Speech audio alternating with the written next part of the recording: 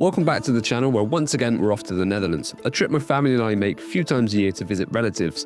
It's always great catching up with everyone, but I've got a little tradition of my own whilst we're out there, squeezing in some fishing whenever I can, whether it's in the canals or lakes, of which there are stacks of in case you didn't know in the Netherlands. There's always something to go for, so let's dive in and see what this trip brings.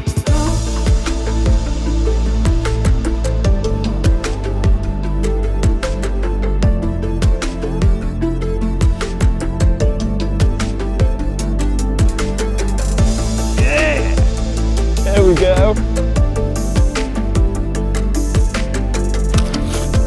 Yep. I'm so cold, man. Thank you so much.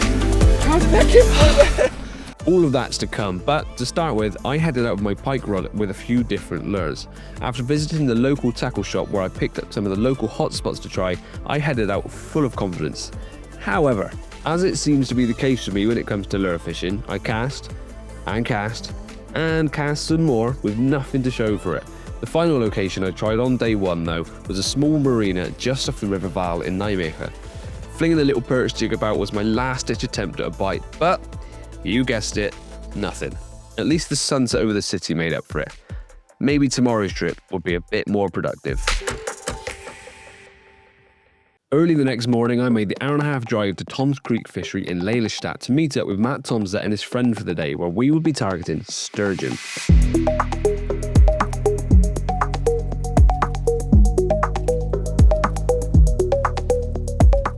Tom's Creek has a total of 22 lakes across 2 sites, which are located here in Lelystad, but also in Zwolle. There are a huge variety of fish to go for, including carp, catfish, trout and bass and much more, but having never caught one before, we were focused on the sturgeon. And to ensure we all had a bite, we started on one of the heavily stocked adventure ponds, and the action came thick and fast. There we go. That's better.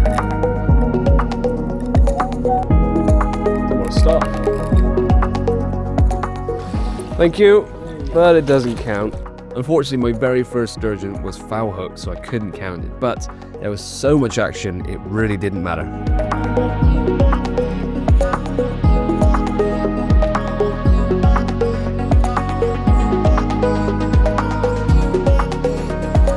The first hour was extremely productive with loads and loads of fish between us, but this is where things got extremely mad, with not one, not two, but all 3 rods going off within a few seconds of each other.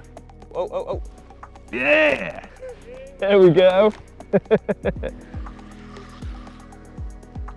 I just about to lift the rod to let you go under.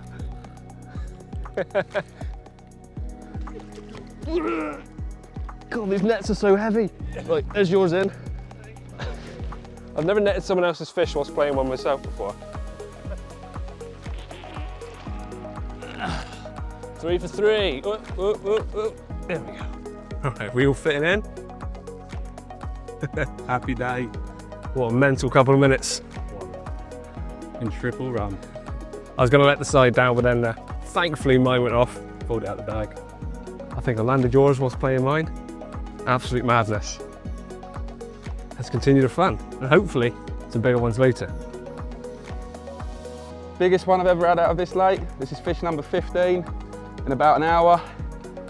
I've had triple runs, double runs, and this is the biggest fish I've caught from this one particular lake. It's got to be, I'm going to say 45, 50-ish. Buzzing. Let's get this one back. What a fish.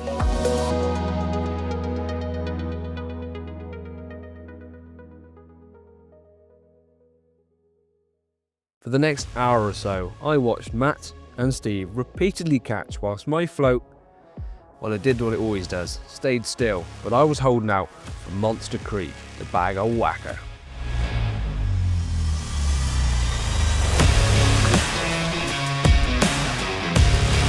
You got it on this one, mate? Oh, it's come off. I had to go down because he was hitting that.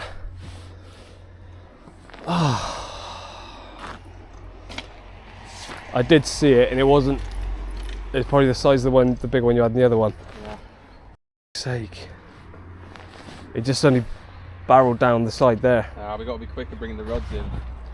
Yeah, not Not my finest moment in fishing, let's put it that way. And the mood in camp wasn't the best either, because this lake could potentially have been a one and done type situation. And with the size of the fish in there, that could have potentially been an absolute whacker. But as you've seen from the title and the thumbnail, things pick up from here as well. But at this point in time, we didn't know that. So we quickly re-rigged all the rods and put them back out. Now the setup that we're using is dead simple. Pretty much the same as what we're using on the other lake, but everything's ramped up for the bigger stamp of fish that we're going for now.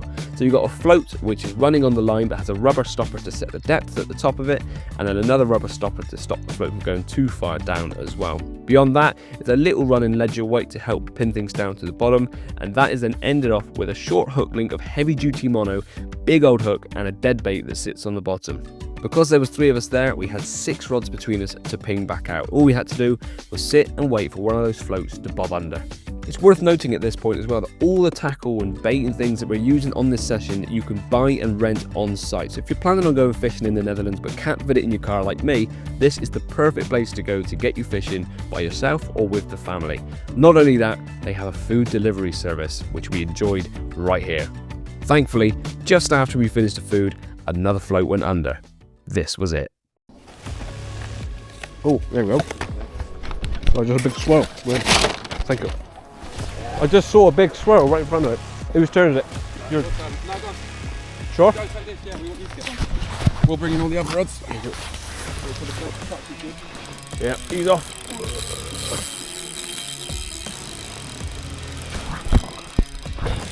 There's one here, huge one. Look at that. Whoa. If you bring it here, I'll have a look for you. Gordon, and that's soon. Oh, he's off again. Another one just swam past.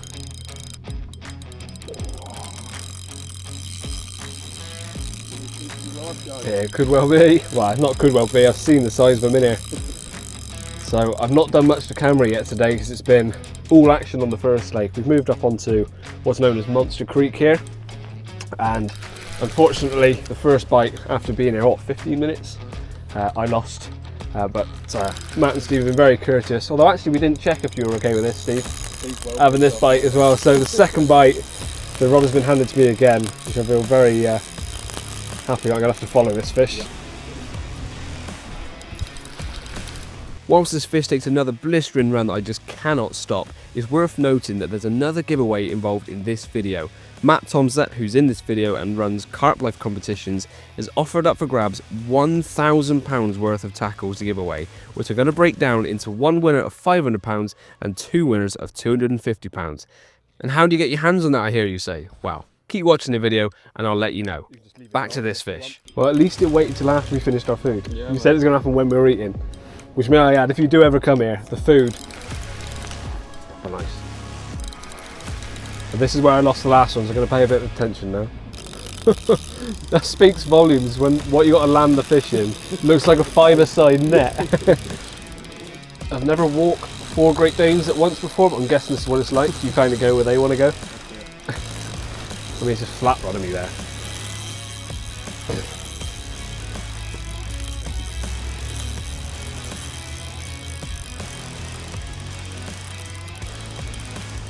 The island there.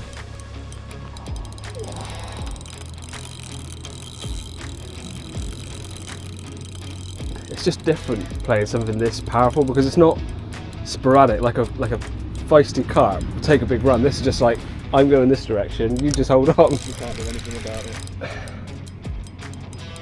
But I've seen it now, there's no doubt it's the biggest fish I've ever caught.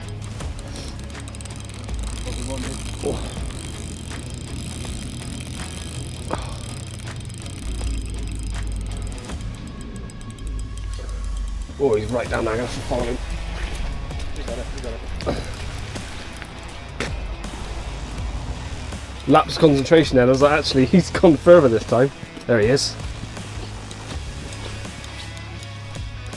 Now I think it's pretty clear what the issue is here. Dotted around the corners of the lake are little banisters to help you get into the water when netting the fish. This one decided to go between 2 of the posts. Absolute nightmare, but Matt jumped in without hesitation and solved the issue. At least he's still going.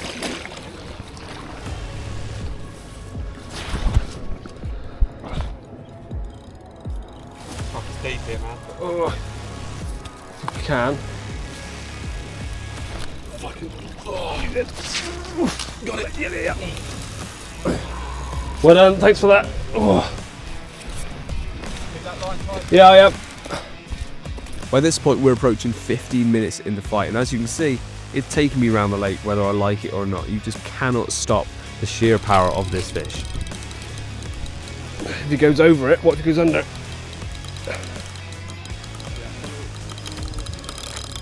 He's gone under. Oh. I don't know which way he's gone. Oh, it's grating like. Having negotiated 3/4 of the lake, we were now stuck on a snag in the water, but thankfully it came free of that, and onwards with the battle. He swam out. Whoa, careful. He's away from that snag now then. Does that move, that snag? A huge sigh of relief all round when we got released from that snag, but the fight was far from done. As you can see from this time lapse, I did another complete lap of the lake until we ended up in exactly the same spot, back facing the same snag again. Oh, it's rubbing on the tree again.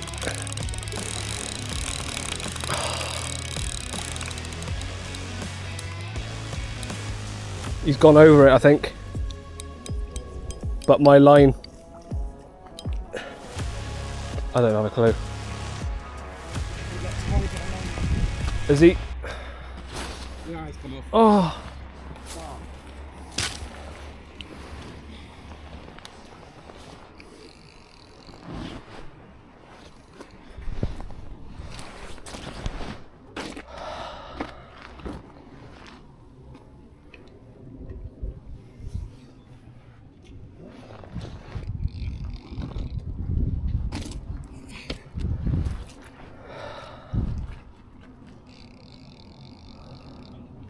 Come on, let's try again. Thanks for all the effort there. We'll go have a chance. Silence. You could cut the tension with a knife, genuinely, like 25 minutes I think that was on. We were on nearly the full second lap of the lake. I know it's not a big lake, but it went through one of the little rails that gets you down to the lake for when you're netting fish, round the lake, through reeds, through the snag that I eventually lost it on, as you saw the first time. Matt did everything he could to try and get it out. He just ditched the hook and I guess it was around the 140, 150 mark, so easily the biggest fish. I'm talking to camera now, I just didn't really know what to say to anyone, so I'm walking back to the car to get the power bank. I've got to charge some batteries on here, come back and hopefully get something again, but I'm not too confident. Gutted. This is it in its raw format. We'll just say that, coming back from the car park and Steve's in the one, so me leaving the swim, I needed that bit of breather space, but it's good to come back and see that they're in, so I'm going to put the GoPro on him and hopefully he gets this one in. I just want to see one of these fish on the bank now, and maybe there'll be a chance for another one later on. Who knows? Come on.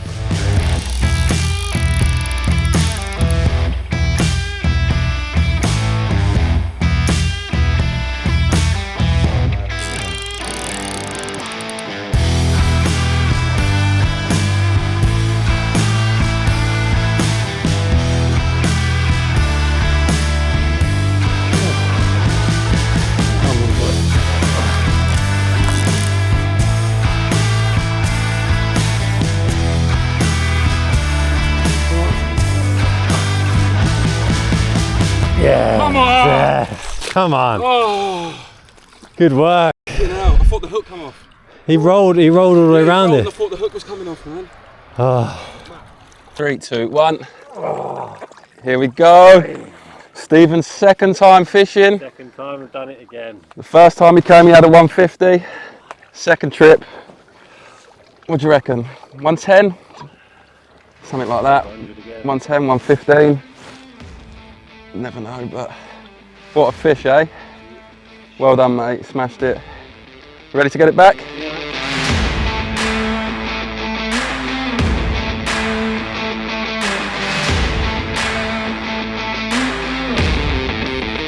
Float's moving.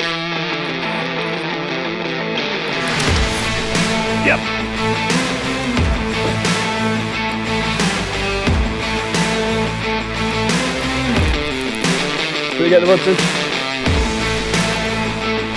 Good job. He's come shooting this way. Really timid, just bobbing around then to something slid under.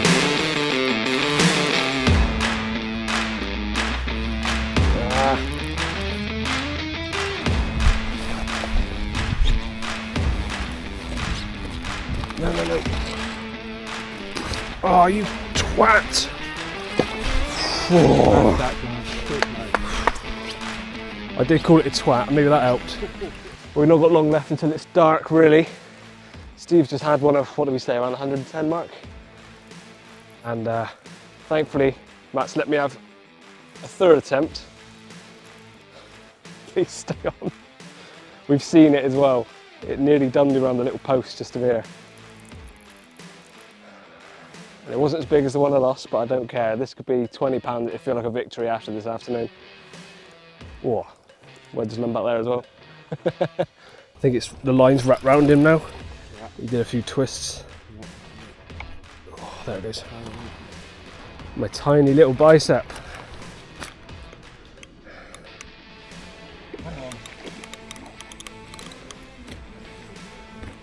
This isn't like shark fishing, is it? They touch tail, it counts. This needs to be in the PVC goalposts.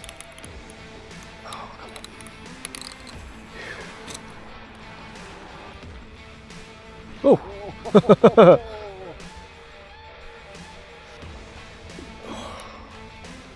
I need the GoPro on you for this.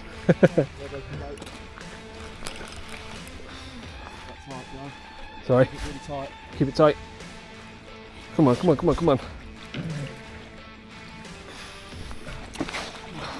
I can't get any further, it's too deep. That's right.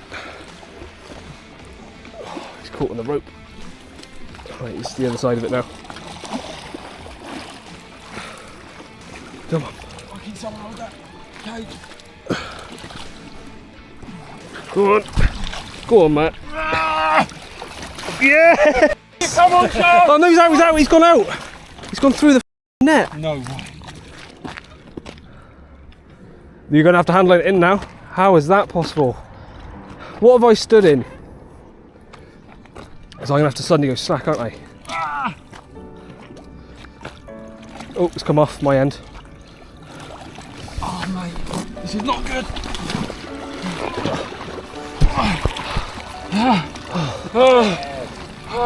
Joe. I'm so cold, man. Thank you so much. How did that get through there? Oh, I really thought he lost it again. Oh my God, no. When it went through there, I was like, what is the luck in that?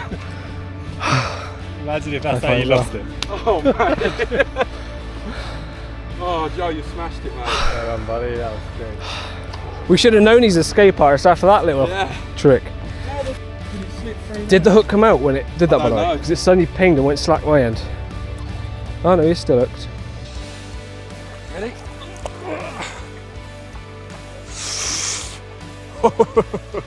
Wow, it's all come good at the end. He's still fighting me. It won't be as big as the first one, but we'll try again in a second. My back was shot from the fight, but this is something else.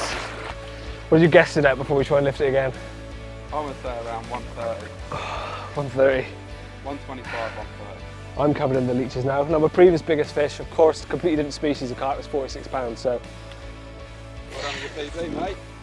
Is that 90 pound bigger than the big fish I've ever caught before? Let's try one more time and then we'll get some stills. Oh, what a whirlwind of emotions. Lost one, well, lost a few. Just dropped the camera and broke a lens. But my biggest ever fish. Well Thank you, done, Matt. You're welcome. Thank you, Steve, for letting me have so many attempts. What a fish.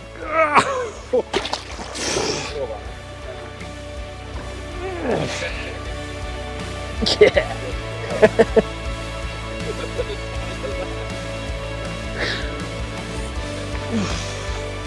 Thank you, buddy. I normally kiss a carp, but you're covered in leeches and want to go back. Whoa.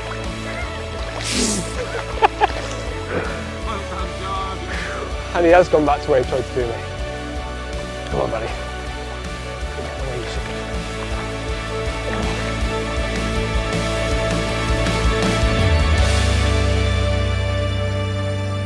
Oh, and Carp bit. Cheers, guys.